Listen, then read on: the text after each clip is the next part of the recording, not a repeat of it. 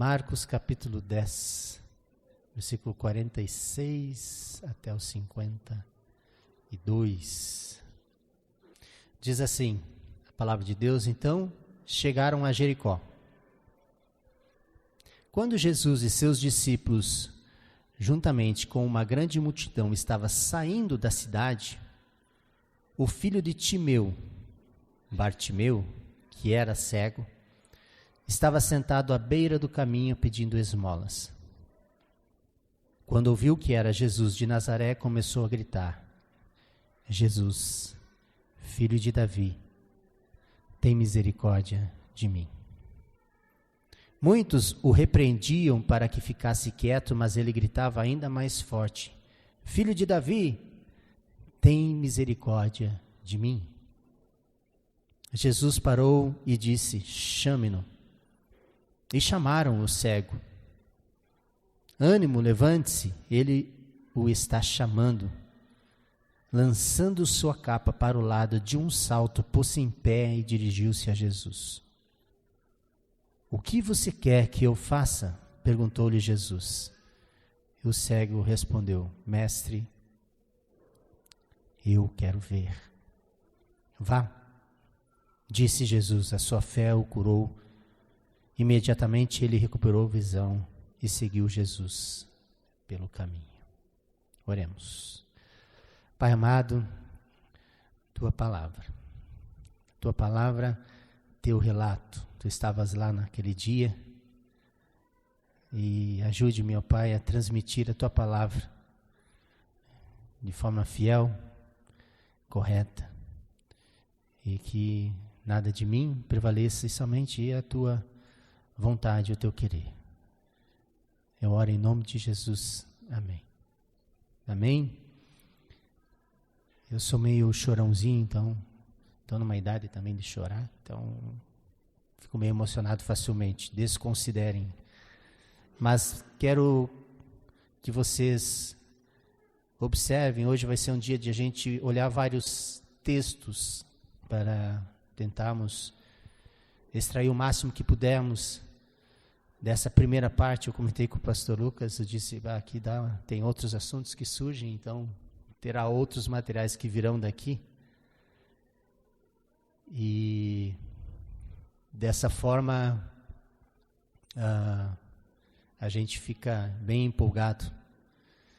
Então tem bastante coisa que Deus falou a respeito desse pequeno texto.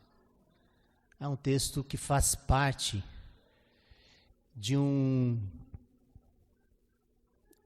grande material que começa lá no livro de Marcos, capítulo 8. Capítulo 8 inicia-se o que para muitos autores estudiosos é considerado uma peregrinação do novo Êxodo. Capítulo 8 relata uma cura de Jesus similar a essa aqui. Se você voltar lá no capítulo 8, podem voltar, nós vamos nos dar tempo. Estamos com aqueles que estão aí para estudar. Capítulo 8, lá no capítulo 8, 22, vai falar a respeito da cura de um cego. E Jesus, a partir daquele momento ali, ele faz a cura do cego de uma forma bem interessante, que Jesus chega para curar o cego, toca no rosto do cego, pergunta se ele está vendo, ele diz: eu estou vendo as pessoas como árvores, e daí ele toca mais uma vez e o cego volta a ver plenamente. Lembram dessa história? Começa lá. Então, o novo Êxodo, que ali se inicia, não é mais puxado por um homem pecador como Moisés, mas pelo Filho de Deus, o Santo, Salvador e Cordeiro perfeito.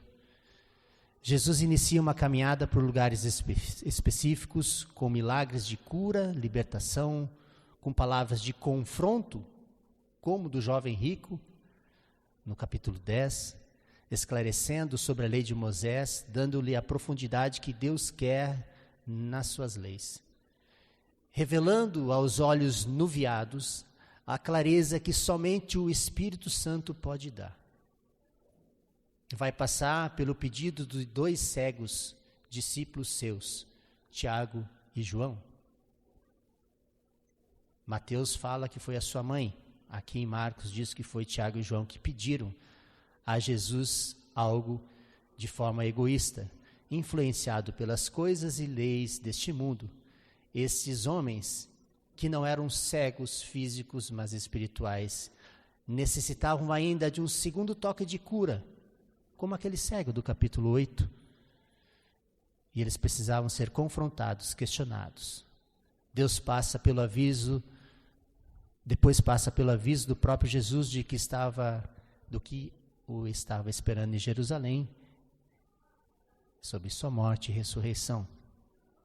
O final dos acontecimentos ocorre ao sair da cidade de Jericó, que curiosamente foi a porta de entrada, a primeira cidade tomada pelo povo de Israel quando adentrou a terra prometida. Lembram desse relato? Está lá no Antigo Testamento, quando eles entraram em Israel através de Jericó. Vem com Josué lutar em Jericó, Jericó, Jericó. É o relato lá de Jericó, esta cidade. A mesma cidade. Deram 7 voltinhas lá, lembra? 6 voltinhas, depois a outra voltinha, caiu tudo. Essa é a cidade. E no capítulo 11, que é depois do que nós lemos, inicia a peregrinação final do Cordeiro Santo, indo voluntariamente para a cruz. Mas eu quero me deter nesse relato, do final do capítulo 10, de 2 cegos. Mateus também fala deles. E aqui oferece algumas informações bem relevantes, mas que estão ocultas numa rápida lida. O texto que nós lemos, ele é simples de entender. Quando lemos ele, é um milagre que aconteceu.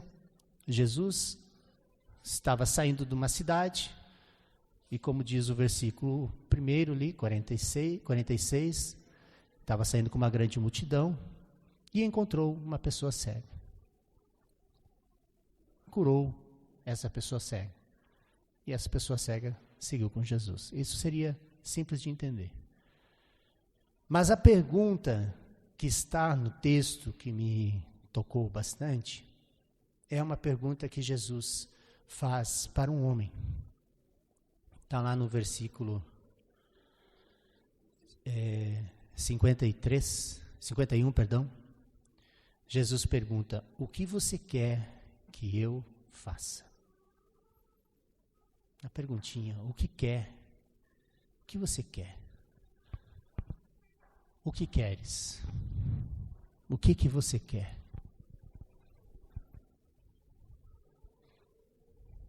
E é uma pergunta que a gente tem que se fazer. O que nós queremos?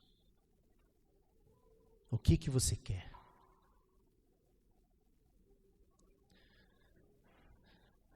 Nós queremos muitas coisas, amados. Nosso coração, nós vamos estudar um pouquinho a respeito disso. Nosso coração, ele é cativado pelos nossos olhos. E os nossos olhos são tocados por este mundo. E nós queremos muitas coisas. E às vezes eu me pergunto se aquilo que eu tenho a oportunidade de querer é o que eu necessito. É o que realmente eu quero. Quero que você pense muito sobre isso hoje. Eu vou dar algumas diretrizes que o Espírito Santo me deu. Nós vamos andar aqui no texto. E se você não tiver recebido, e creio que não receberá todas as respostas, se tem algo que eu quero que comece a inquietar o seu coração, algo que comece a tocar em você, daqui em diante, para o resto da sua vida, é que quando o Filho de Deus chegar perto de você e perguntar o que quer, não eu perguntar, não o mundo perguntar, mas o Filho de Deus, Jesus, te perguntar o que quer, que você esteja preparado para essa pergunta. Primeiro ponto que a gente vai estudar. Peraí, eu tenho que fazer como? Perfeito. Exato. O primeiro ponto que a gente vai estudar é: o que queres? Não sabemos pedir. Nós não sabemos pedir. E você tem que ter consciência disso. Você não sabe pedir. Você não está preparado para essa pergunta. Pode achar que você está preparado, mas você não está preparado para ela. Eu não estou preparado. E eu estou pensando nela faz um bom tempo. Até compartilhei com alguns irmãos aqui, no particular, em alguns momentos a respeito dessa pergunta. Nós não estamos preparados para essa pergunta. Sabe por quê? No mesmo texto de Marcos, capítulo 10, versículo 38, Jesus é confrontado pelos seus 2 discípulos. Pode olhar lá no texto. Não olhem para mim, olhem para a palavra. Marcos 10, 38. É o relato de Jesus sendo confrontado por Tiago e João, aqui, relatado por Marcos, é Tiago e João, e Mateus, reforço, é a mãe de Tiago e João que pergunta, mas é uma pergunta que eles chegam para Jesus e fazem. Vamos lá? Disse, no versículo 35 do capítulo 10, ele diz assim: Tiago e João, filhos de Zebedeu, se aproximaram dele e disseram: Mestre, queremos que nos faça o que vamos te pedir. O que vocês querem que eu faça? Perguntou ele. O que quer que eu faça? Responderam: permite que na tua glória nos assentemos uma à direita e outra à esquerda. Jesus disse: vocês não sabem o que estão pedindo. Nós não sabemos o que estamos pedindo para Deus. Muitas vezes nossas orações, nossas conversas com Deus são conversas estranhas. Sabe, uma conversa estranha, mal feita, começa mal, tem um meio mal e termina mal. Conversas estranhas, não levam para lugar nenhum. Nós somos igual a esses 2 discípulos. Jesus faz uma pergunta poderosa. Ele abre um portão imenso. O que queres? O que vocês querem? E os caras vão lá e dizem: pá, olha só, veja bem, quando tu chegar na glória, e nós também, cara, nós queremos sentar uma à direita ou outra à esquerda. Bem igualzinho a mim. Igual eu. Eu também sou egoísta. Eu também penso bastante em mim. Sou extremamente egoísta. E fico pensando só naquilo que me agrada. Voltando ao texto, versículo 46, o texto fala que Timeu era seu pai. Não temos muitas informações sobre esses personagens, mas para a época era uma pessoa de referência, que permitia àqueles que duvidassem do relato ir até a cidade e perguntar sobre seus nomes. Já o filho Bartimeu, reparem que o filho Bartimeu possui dentro de si o nome do pai. O nome do pai era Timeu e o dele era Bartimeu. Tem o seu nome um significado que é filho da impureza. Isso se deve ao fato de que na época ser cego ou ter qualquer deficiência física e aparente indicava um castigo pelo pecado de seus pais. Conforme um relato mesmo, lá em João 9, de 1 a 2. Ao passar, Jesus viu um cego de nascença e seus discípulos lhe perguntaram: Mestre, quem pecou, este homem ou seus pais, para que ele nascesse cego? Era comum. As pessoas tinham essa cultura.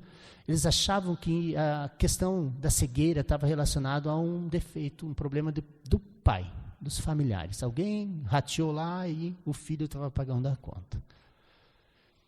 Isso nos revela que poderia haver, aqui é um poderia mesmo, tá? Estou trabalhando na conjuntura, uma culpa sobre o pai, pela cegueira do filho, e poderia vir em seu filho a revolta de carregar em si o pecado de seu pai. Mas isso não é o motivo do estudo, é uma informação, faz parte do texto que estou querendo compartilhar com vocês. Mas aí é bom a gente conhecer um pouquinho como funcionava um pouco da cultura na época. Aqui temos uma situação que parece óbvia. Jesus pergunta para Bartimeu: o que quer que eu faça? E ele poderia responder várias coisas. Ele poderia pedir dinheiro na conta, como nós pedimos. Ele poderia pedir para ter cabelo, que nasceu careca. É verdade, nós fazemos isso. Melhorar os dentes dele para ter um sorriso mais bonito? Não fazemos isso. Afinal, nós somos pessoas egoístas, iguais os discípulos.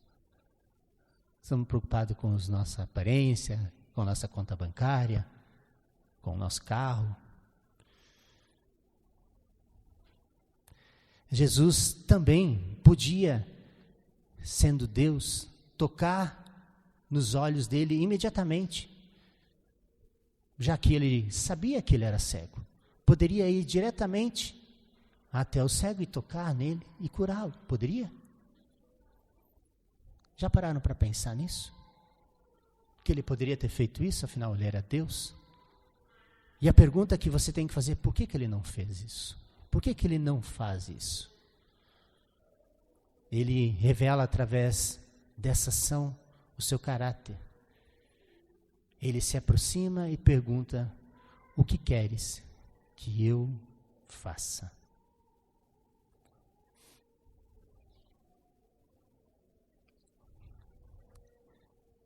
Perguntar para um cego: o que queres que eu faça? Perguntar para mim, um miserável pecador: o que quer que eu faça? E o cego respondeu de forma direta: mestre, eu quero ver. E aqui é mais uma perguntinha para você anotar nas perguntas que tu vai levar para casa essa semana. O que você pediria? Se fosse Jesus, como ele tem feito, aquele Deus que o Natan estava aqui falando, que está lá em Tiago, a respeito de ser um Deus próximo, de querer um relacionamento contigo, esse Deus que quer estar próximo de ti, o que ele quer? O que você quer e o que Deus quer?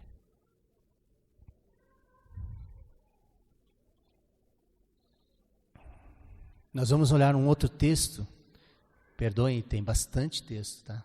Está lá em Atos 3, de 1 a 6. E o Espírito Santo aponta esse texto para nos ajudar na reflexão. Pode abrir Atos 3, de 1 a 6. Vamos lá. É como um GC um pouquinho maior hoje. Todos podem abrir, irmãos. Atos 3, de 1 a 6.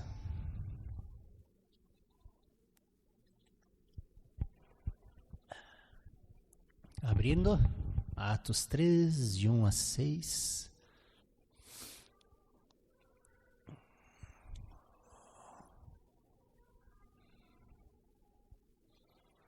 Posso ler? Amém?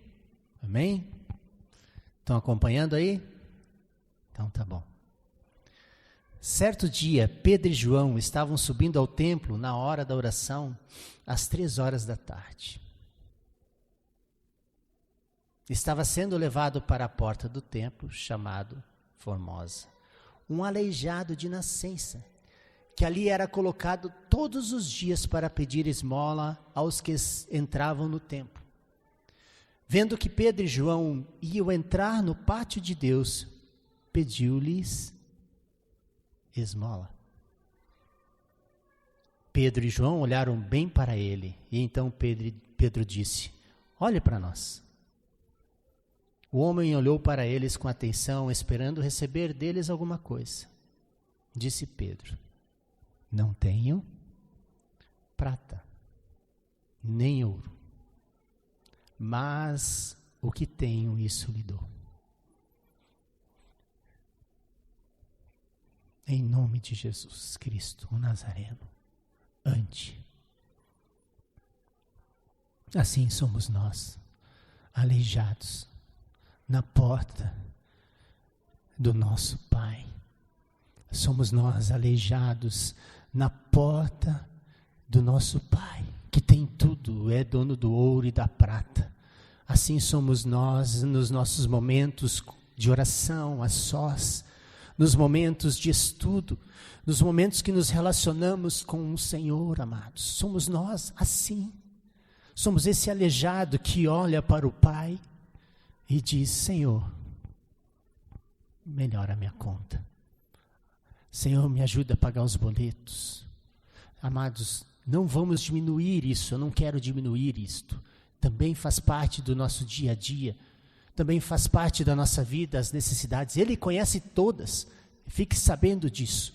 O que eu estou propondo, amados, é que o seu coração se volte para coisas mais importantes, porque se está te faltando dinheiro, por que está te faltando dinheiro? É por uma questão de administração financeira? Vá mais a fundo na causa, para que o Senhor revele a causa do porquê que você está tendo dificuldade, por que está te faltando. Que os pedidos mudem em virtude disso, porque você não sabe pedir, nós não sabemos pedir. Somos esse aleijado que está pedindo dinheiro para os servos de Deus. Nós somos esse aleijado ali pedindo dinheiro. E eles, assim como nós devemos ser, que é um outro momento, somos os servos de Deus que têm a verdade, que olham com amor e ternura para o próximo e dizem: tu não precisa de dinheiro. Você já esqueceu o que você realmente precisa. Nós já esquecemos quais são as reais necessidades da nossa vida. Por isso nós não sabemos pedir. Nós não sabemos pedir, amados. Não sabemos. Mas o Pai sabe o que nos oferecer. E pela boca dos seus servos ele diz assim: esqueceu que o que mais você quer é voltar a andar? Levanta-te e anda. Não sabemos pedir. E só me faz pensar e refletir que se o pedido de Bartimeu fosse: Senhor, perdoa os meus pecados. Senhor, me livre da pornografia. Senhor, me livre da boca suja. Se Bartimeu falasse: Senhor, me livre da raiva, da ira descontrolada. Se Bartimeu falasse: Senhor, me ensina a perdoar. Se o Edson pedisse ao Senhor: Senhor, me limpa e me santifica. Senhor, me ensina a te amar mais do que eu amo o pecado. Eu amo tanto o pecado, Senhor, eu tenho prazer no pecado. Oh Deus, tem misericórdia de mim. Eu quero amar a Ti mais do que eu amo o pecado. Se esse fosse o pedido de Bartimeu, se esse fosse o meu pedido, fosse o seu pedido. Senhor, me deixa cego, mas me ensina a ser instrumento de cura e libertação em Teu nome, para o Teu reino. Senhor, me deixa cego, mas me abra os olhos espirituais. Senhor, me salva de mim mesmo. Senhor, livra-me, livra-te de mim, me livra de mim.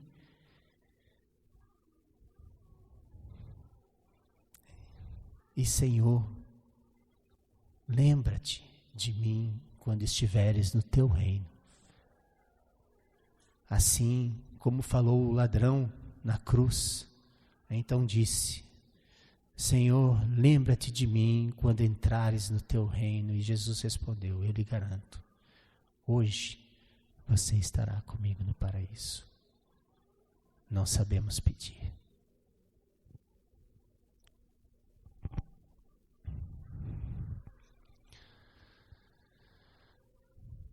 Não sabemos a quem pedir. Pode parecer que saibamos. Pode parecer que muitas vezes, por andar um bom tempo como evangélico, como cristão, se denominando como filho de Deus, achamos que sabemos a quem pedir, mas não sabemos. No versículo 47 de Marcos 10, pode retornar lá para o texto. vamos observar algumas coisas que são interessantes. Está aqui, né? Então, vamos olhar aqui. Quando ouviu que era Jesus de Nazaré, começou a gritar: Jesus, filho de Davi, tem misericórdia de mim. A palavra filho aparece no verso 46 e depois no 47 e 48. E nós podemos ver um contraste nelas. Os filhos deste mundo carregando suas cargas, Timeu e Batimeu, devido ao pecado.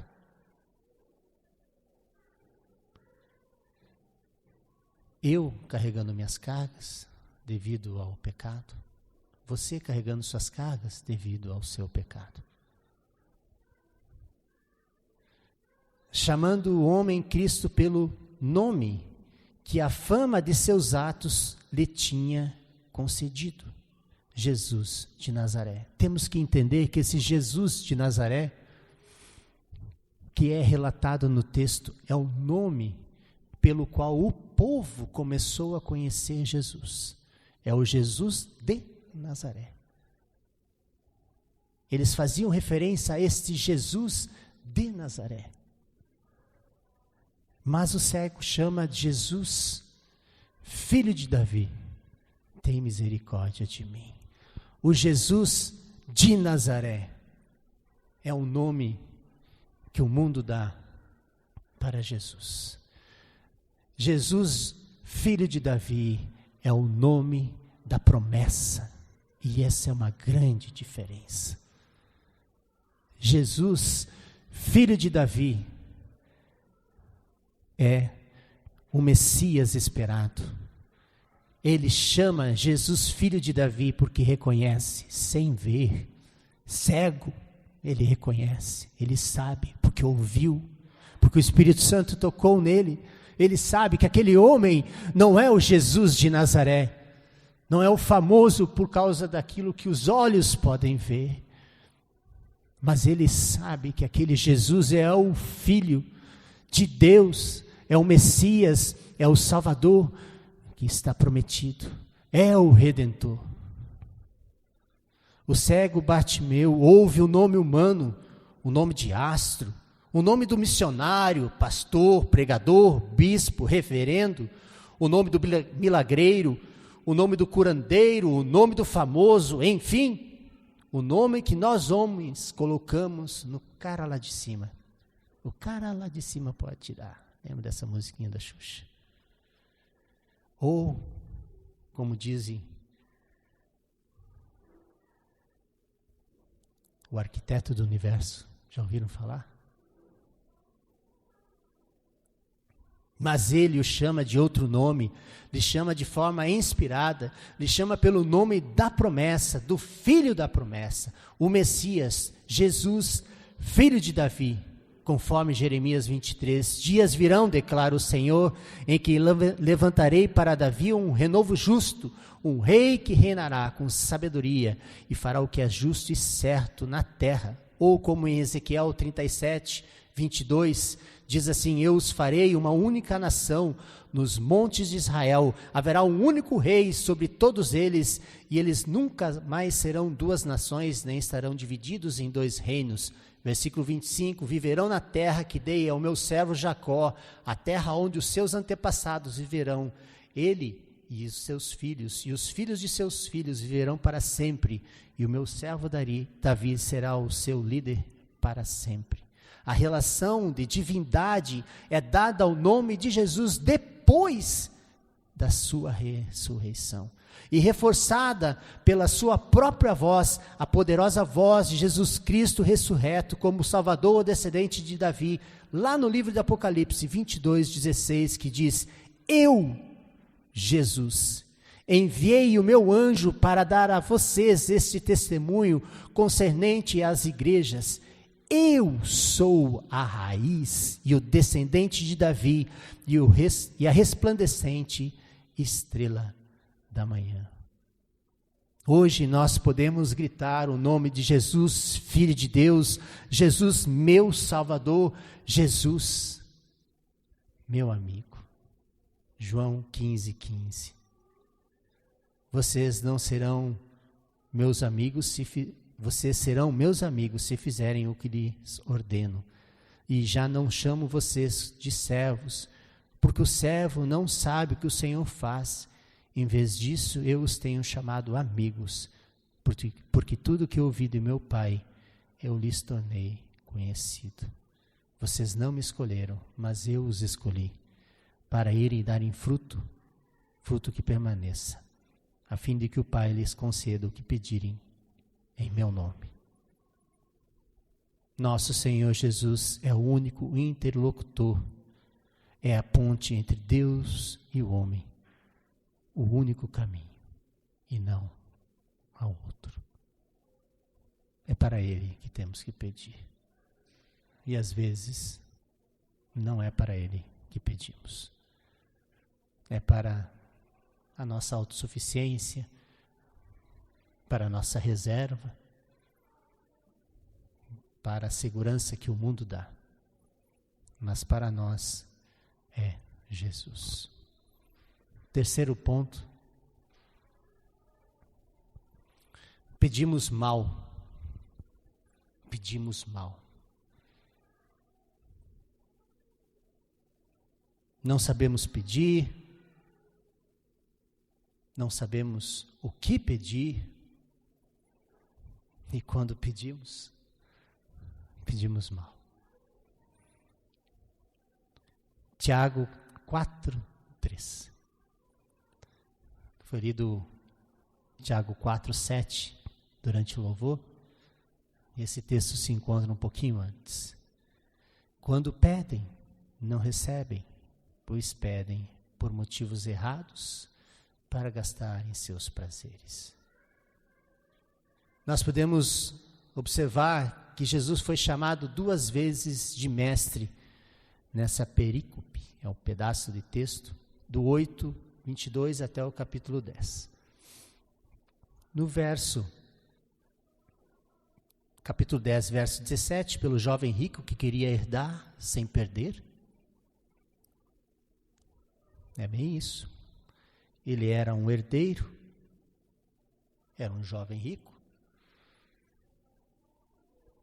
Ele queria herdar também, como herdou a sua riqueza. Queria herdar a vida eterna de forma fácil. Mas Jesus corrigiu ele. E quando pediu um sacrifício, o que aconteceu?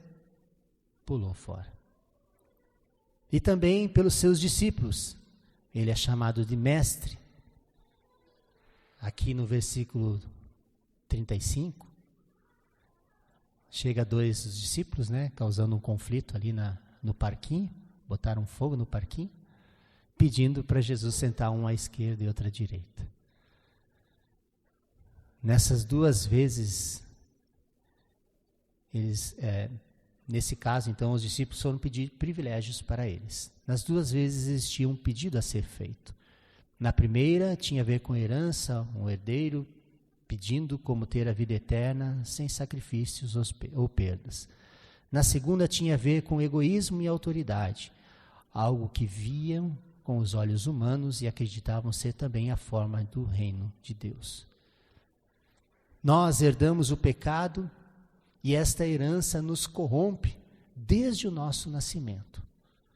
Se não tivermos uma orientação, ocorre uma degradação cada vez maior, a qual conduz de forma tranquila, serena e certa ao inferno, à morte eterna. Essa herança corrompe nossas necessidades e vontades. Isto afeta a forma como vemos o mundo ao nosso redor, seus brilhos e cobiças, como vemos com os nossos olhos que podem ver. Em Tiago, como é falado sobre isso, quando pedem não recebem, pois pedem por motivos errados para gastarem seus prazeres.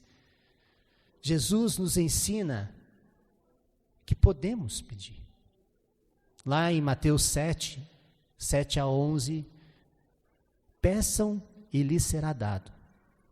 Busquem e encontrarão. Batam e a porta lhes será aberta. Pois todo o que pede, recebe, e o que busca, encontra. E aquele que bate, a porta será aberta. Qual de vocês, se seu filho pedir pão, lhe dará uma pedra? Ou se pedir peixe, lhe dará uma cobra? Se vocês, apesar de serem maus, sabem dar boas coisas aos seus filhos, quanto mais o Pai de vocês que está nos céus dará coisas boas aos que lhe pedirem.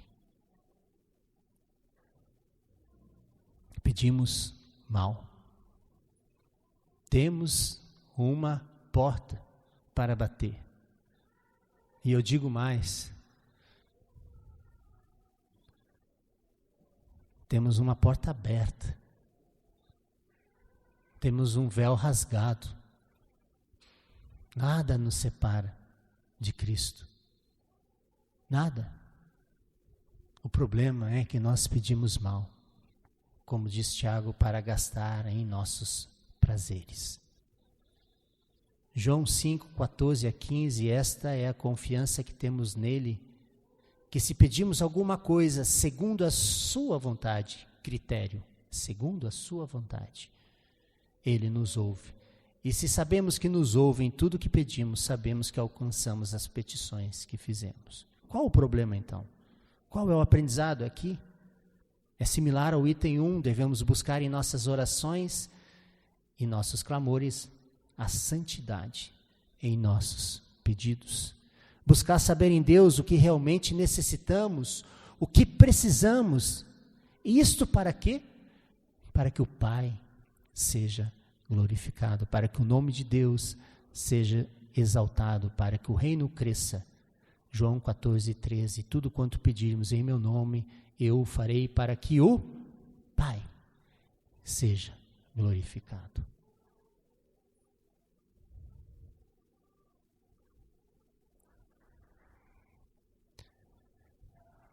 Pedimos mal. Temos que repensar sobre o que pedimos, porque pedimos mal. Temos andado ao redor daquele que pode todas as coisas, pedindo mal. Eu tenho feito isso.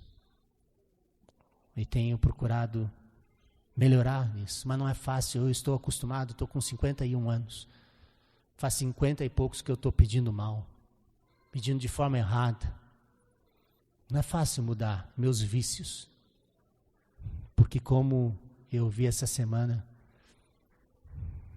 a gente ama mais o pecado e as coisas deste mundo do que a santidade. E buscar a santidade requer deixar o pecado, abrir mão do pecado e buscar mais a Deus. Como li, tudo quanto pedires, João 14, 13, em meu nome eu farei para que o Pai seja glorificado. Pai, o que tu precisa que eu abra mão a fim de que você seja glorificado? Essa é uma oração difícil. Nós pedimos mal porque nós queremos satisfazer as coisas da nossa carne. Essa é uma oração difícil. Pai, o que eu preciso abrir mão para que o teu nome seja glorificado? É difícil. Nós somos igual ao rico egoísta. Nós somos assim. Nós pedimos mal. Quando Jesus aponta, vai lá, vende tudo que você tem e me segue, ele volta triste. Quando nós colocarmos o nosso coração nas mãos de Deus, quando nós consagrarmos nossa vida aos propósitos de Deus, vai doer? Vai. Não vai ser fácil? Não vai. Mas Ele estará conosco todos os dias. E Ele promete que Ele vai tornar o nosso fardo leve. Temos que parar de pedir mal. E pedimos mal. Aí tu pode dizer, mas eu agradeço. Perfeito. Agradecer é bom. Agradecer é bom, mas tu está agradecendo pelo quê e para quê? Pelo que tu tens sido grato e para que tu tens sido grato? Porque não te falta nada? Porque tu tem mais do que precisa? É por isso que tu tens sido grato? É pouco? Isso é pouco. Pergunta para o Senhor o que o Senhor quer que eu faça com aquilo que tem a mais. Eu tenho muito. Umas 40 camisetas eu devo de ter em casa. É isso mesmo. Devo de ter. Eu acho que igual a mim, vocês devem de ter também um monte de calça em casa. Eu tenho também. Roupa de inverno também tem. Prato, tem.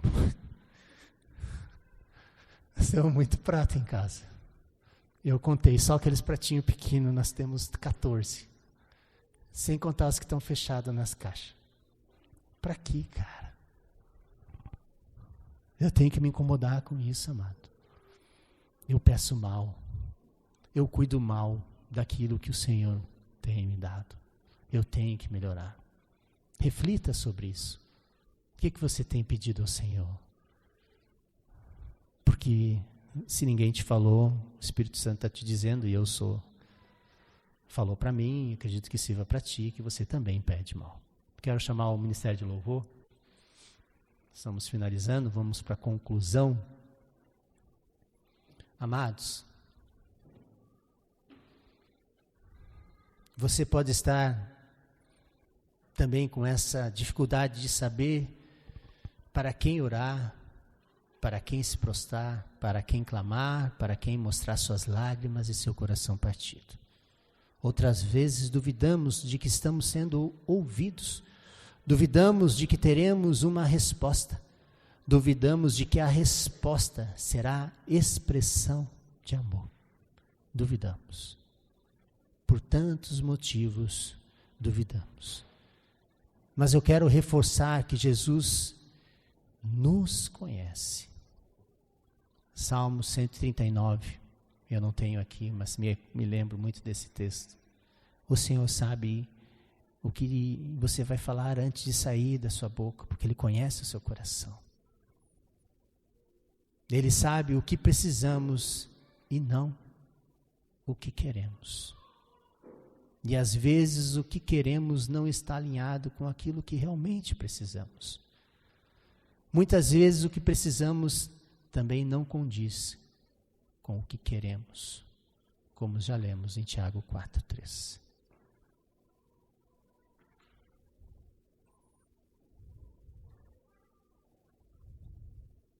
Semana passada, estávamos celebrando a associação pastoral lá em Caxias, na igreja Encontro do Santa Fé. O pastor estava bonito, bem elegante, mas a palavra que ele trouxe também foi bênção, Salmo 23. E enquanto estava lá, Deus reforçou o assunto que era sendo tratado, que estou falando, ele reforçou porque ele citou uma frase numa música, que aquilo que eu não tenho, eu não preciso.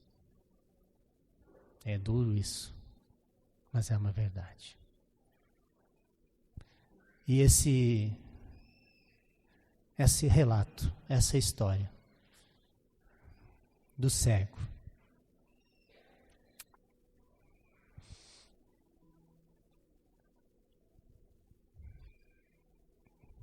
fala para mim isto. Fala para mim isso. Tem tanta coisa que eu tenho procurado que eu não tenho. E o Senhor tem me dito, tu não precisa disso. Afinal, tu tem umas 40 camisetas em casa. Você tem que aprender a cuidar daquilo que você já tem. Administrar bem o que você já tem. Porque se eu der aquilo que você não tem, pode ser que você não use de forma correta.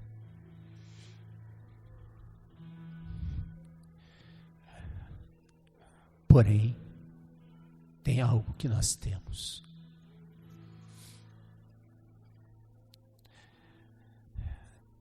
Tem algo que nos foi concedido. Conhecer a Cristo. Você conhece a Cristo. Ele tem se revelado para ti. Você um dia desceu as águas. Eu não sei como é que foi a sua conversão, não estou aqui falando especificamente disso, mas eu quero que você saiba que você tem o bem mais precioso que o mundo quer. Tudo o que você tem em Cristo é o que você precisa. Tudo o que você tem em Cristo é o que você precisa. Agora, esse nome de Jesus,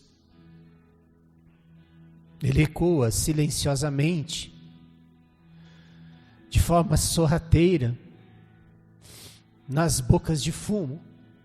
Ele passa pelos quartos de prostíbulos. Ele está no desespero dos leitos de um hospital. Ele está na imensidão da mente de um depressivo. Ele está no meio das ferragens de um acidente de trânsito. É um nome que o vento e a neblina levam pelos vales e campos de refugiados. Está nos apartamentos solitários, nos travesseiros duros de nosso coração. Esse nome, ele está nas casas de mães e pais, famintos, desesperados por causa da escassez. Está nas trincheiras das guerras de nossos dias. Também está nos teclados de celulares e computadores. Está no silêncio dos escritórios ou nas barulhentas fábricas. Em todos os lugares e cantos, ouve-se o nome de Jesus. Está também no sofrido inferno, porque ele ouve o pisar macio e manso, mas firme do leão de Judá, que faz tudo tremer. Esse nome está nos céus, em um som lindo e melodioso, o nome doce, o nome de Jesus, Santo, Santo, Santo. Na terra se ouvirá o som das trombetas que anunciam: Jesus está voltando. Portanto, ouça a voz silenciosa do Espírito Santo perguntando: o que queres? O que realmente você quer? Paz ou conflito? Perdão ou acusação? Alívio ou culpa? Certeza ou dúvida? Esperança ou condenação? Rocha ou areia?